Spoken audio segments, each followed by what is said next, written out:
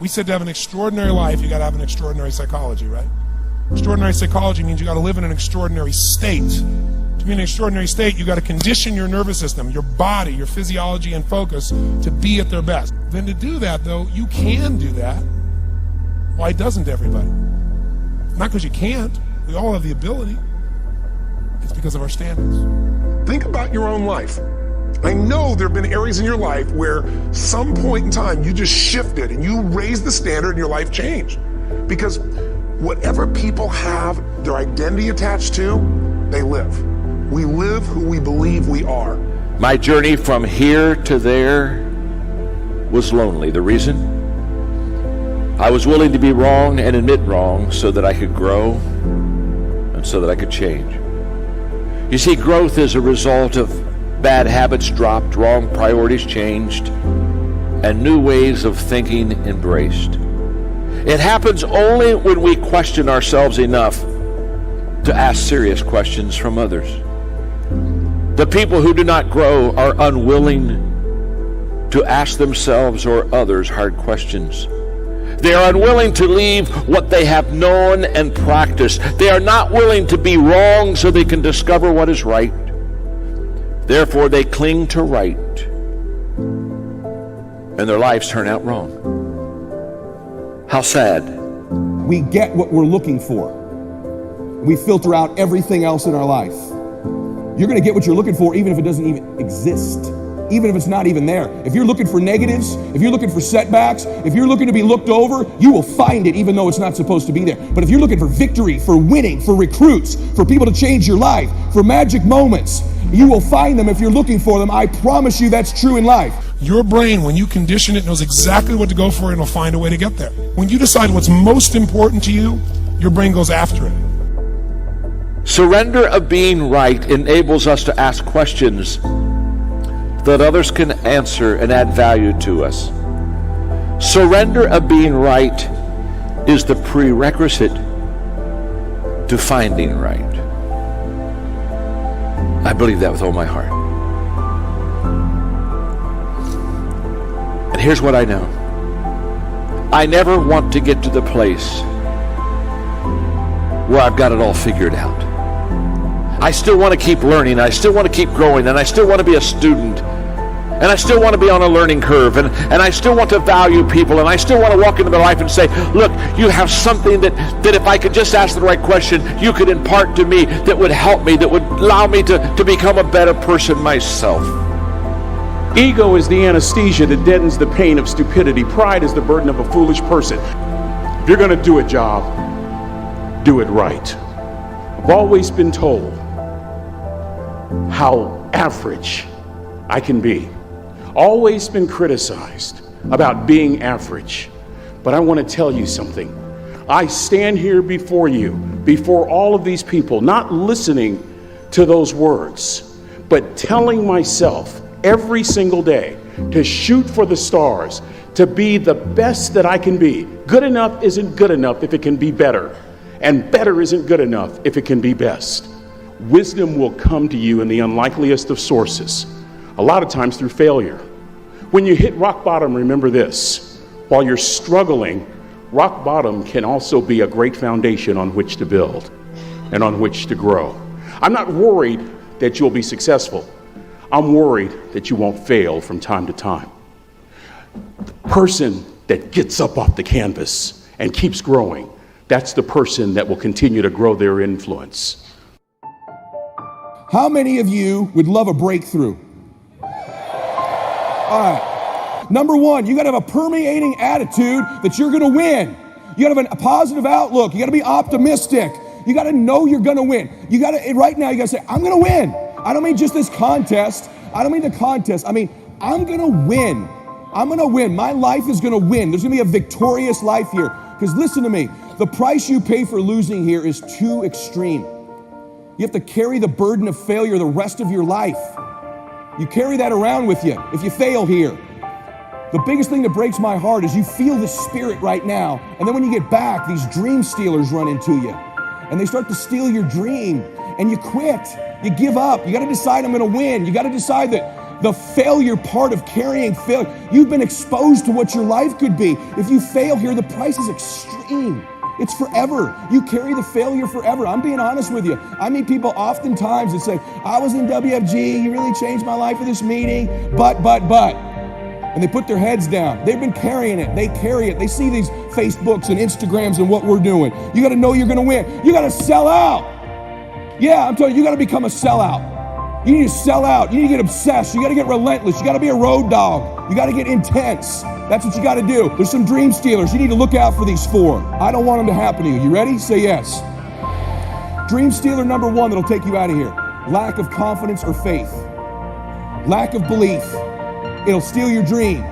You got to know you're going to win. You got to have some faith. These people sitting around you right now, they're whispering to you, you could do this. I believe you. Just like when you were a little boy.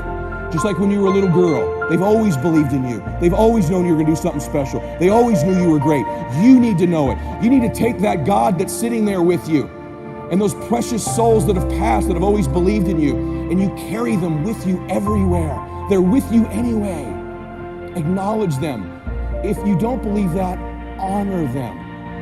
Honor God. Honor these people who believed in you with your magnificent life. Honor them. Don't give in to lack of belief, lack of confidence. Don't ever do that again. Don't do it in WFG or out of WFG. You were made to do something great. You're special.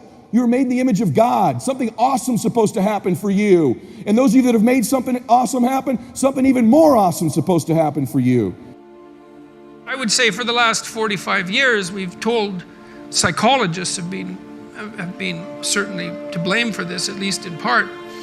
You're okay the way you are. That's what we tell young people. Oh, you're okay the way you are. It's like, and there's nothing worse than you can tell someone who's young than that, especially if they're miserable, you know, and lots of them, well, if they're miserable and aimless, it's like, oh, I'm miserable and aimless, and sometimes I'm suicidal and I'm nihilistic and I don't have any direction in your life. It's in my life. It's like, well, you're okay the way you are. And it's like, they don't want to hear that. They want to hear, look, you know, and you know this, you're useless.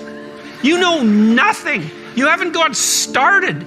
You've got 60 years to put yourself together, and God only knows what you could become.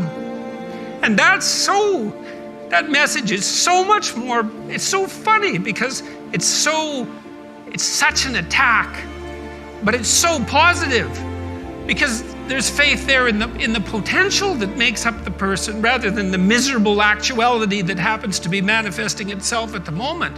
And young people respond extraordinarily well to that because, and you know that if you're a parent and you love your child, your son, your daughter, what you're trying to foster is the best in them. You want that to manifest itself across the course of their life. You want them to become continually more than they are, to see what they could be. And I think that's part of the great message of the West, is that's the ethical requirement of individual being in the proper sense, is to constantly note that you're not what you could be, to take responsibility for that, and to commit yourself, like body and soul, to the attainment of that ideal. So I have this thing that I've been promoting called No Whining Wednesdays. Wednesday, you cannot whine, complain, or criticize. And people are like, well, what is whining? Whatever you think it is, don't do it. And every time you do it, you have to put a quarter in a jar. If you whine about anything, I can't, I'm tired, why do me, why don't you, why hurt me?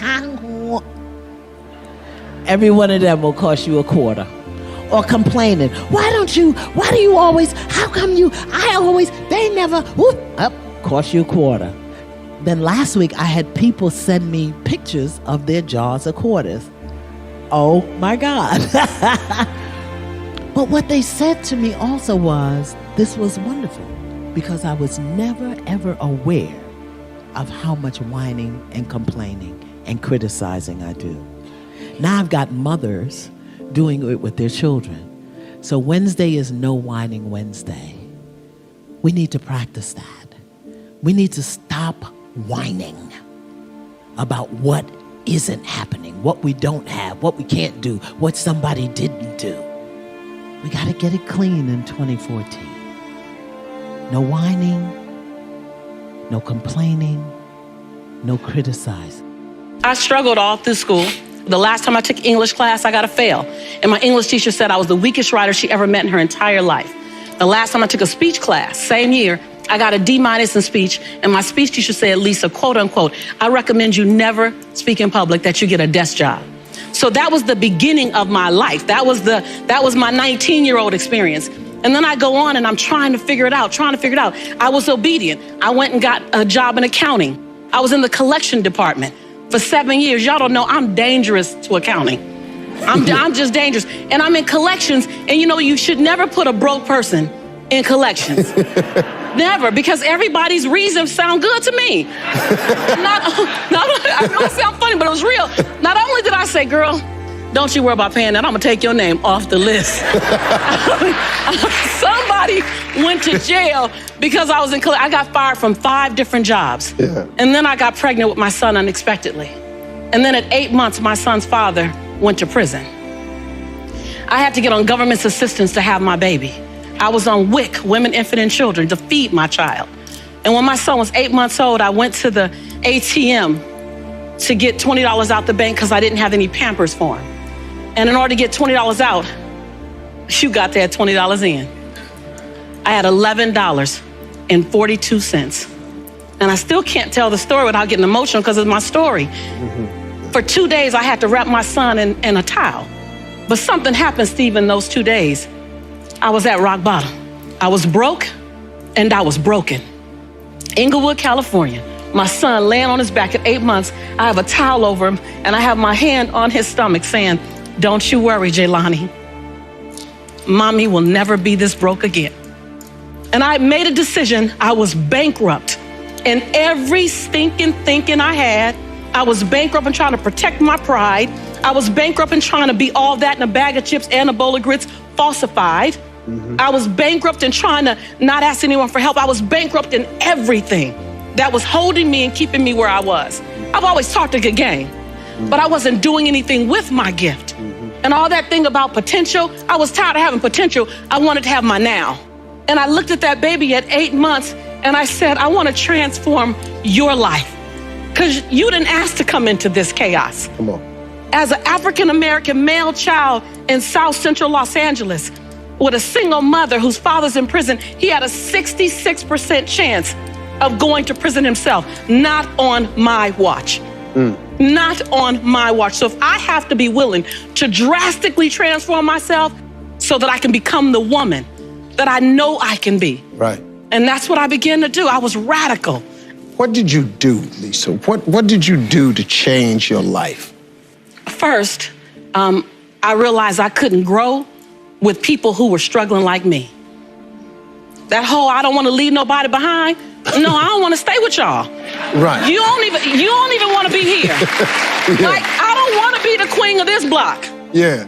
And I became okay with the fact that it doesn't make me any less committed to my community, committed to my culture, committed to my family. The best thing I can do for you is not stay here with you. That's right. When I've got that, I went to places I'd never seen before.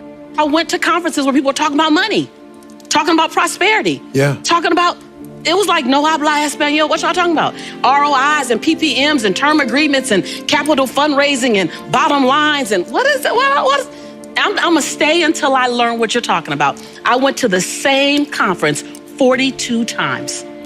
And there I raised $532,000 in capital for my company to start my dream. And my dream was to transform teen lives. I want to teach teens how to fall madly in love with themselves and how to make integrity-based decisions. And I got it funded and I started working. And that was the beginning of me rescuing myself. I realized that I am my rescue. No one else is my rescue. I am my rescue.